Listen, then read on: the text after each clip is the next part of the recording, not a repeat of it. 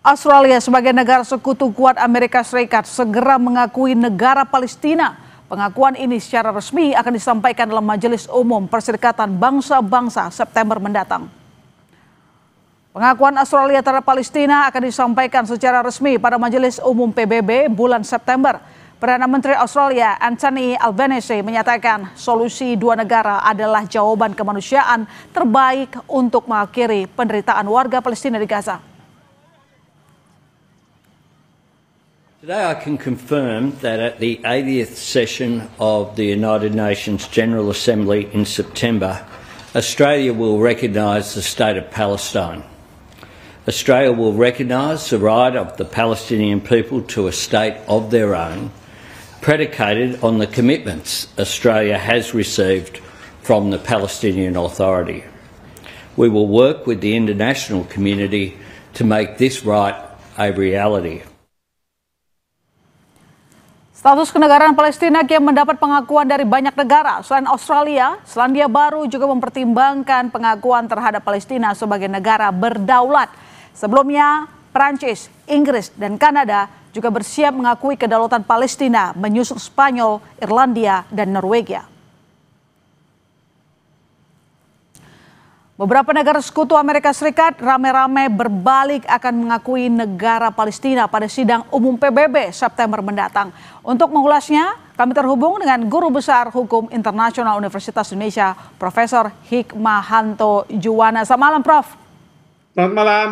Ya, kabar baik mungkin, tapi saya tidak tahu Anda optimis atau tidak. Ini banyak negara sekutu Amerika Serikat berbalik akan mengakui kedaulatan Palestina.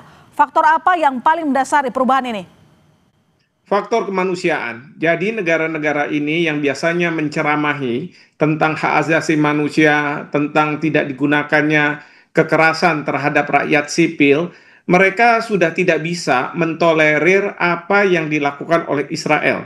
Memang Israel di awal-awal selalu mengatakan bahwa serangan yang dilakukan ke Gaza itu ditujukan ke Hamas, karena Hamas melakukan serangan ke Israel tanggal 7 Oktober 2023. Namun demikian, apa yang dilakukan oleh Israel ini sudah di luar batas kemanusiaan, sudah tidak proporsional. Kalau misalnya itu dianggap serangan terhadap Israel, karena menyerang rakyat sipil, perempuan, anak-anak, laki-laki yang sudah tua tanpa pandang bulu. Dan inti dari Israel adalah, dan ini sudah terkuak informasi bahwa Israel di bawah Perdana Menteri Netanyahu hendak menguasai Gaza. Itu yang menjadi tujuan utama, sehingga mereka ingin memastikan bahwa rakyat Gaza akan tidak ada lagi di tanah rakyat Palestina. Di Gaza itu tidak akan ada lagi.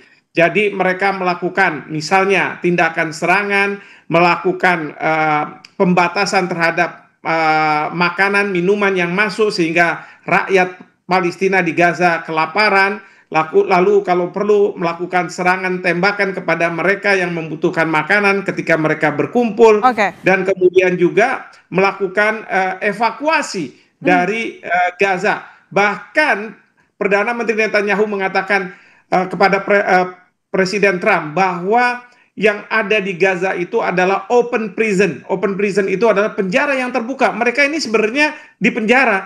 Tapi Perdana Menteri Netanyahu mengatakan bahwa pilihan mereka, apakah mereka mau tetap atau mereka akan keluar.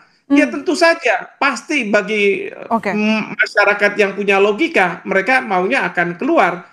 Tetapi ini yang tidak terjadi pada masyarakat Palestina, karena mereka ingin tetap di tanah air mereka meskipun mereka sudah diperlakukan secara kejam oleh Zionis Israel. Dan negara-negara ini baru menyatakan sikap setelah melihat bagaimana Netanyahu ingin mencaplok Gaza dan juga Amerika Serikat yang tampaknya tidak mau tahu soal masalah kemanusiaan. Dan yang terakhir kita lihat bagaimana warga dari Gaza berebutan bantuan yang tampaknya mungkin, saya nggak tahu ada setuju atau tidak, apakah ada unsur kesengajaan dari konstruksi yang dibangun oleh Israel agar warga Gaza lebih makin menderita?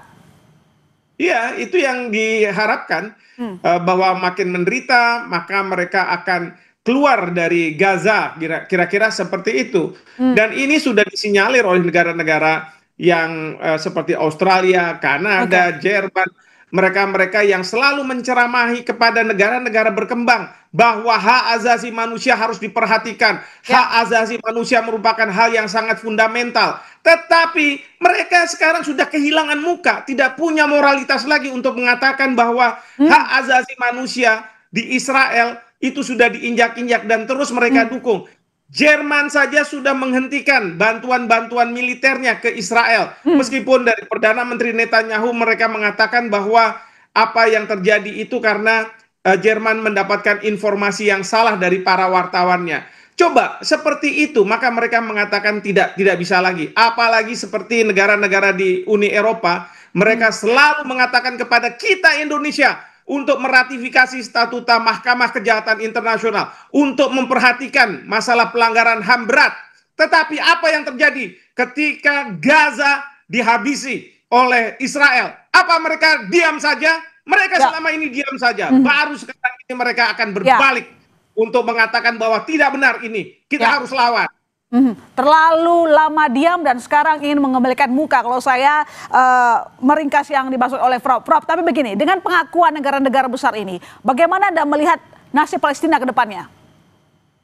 Sebenarnya, walaupun ada pengakuan termasuk dari Uni Eropa, negara-negara non-Muslim, negara-negara tidak berpenduduk Islam, katakanlah bulan September nanti di PBB, namun demikian ini tidak akan berdampak pada Palestina menjadi sebuah negara yang merdeka. Kenapa saya katakan seperti itu?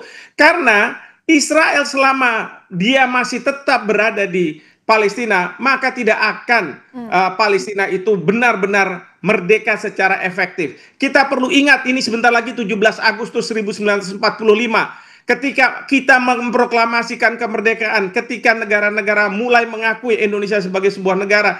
Tetapi selama Belanda masih ada di Indonesia dan baru tahun 1949 Desember dia menyerahkan kedaulatan, baru kita secara efektif bisa melakukan tindakan-tindakan sebagai negara yang berdaulat. Oke, Prof, yang saya mau tanyakan juga adalah ini banyak pemberitaan terutama di media Israel juga begitu, bahwa Israel pernah meminta Amerika Serikat melobi Indonesia untuk menampung warga Gaza, dan sekarang rencananya itu adalah kita akan menampung 2.000 warga Gaza termasuk permintaan Israel ke Amerika Serikat. Bagaimana Anda melihat langkah ini? Bagaimana melihat motif ini?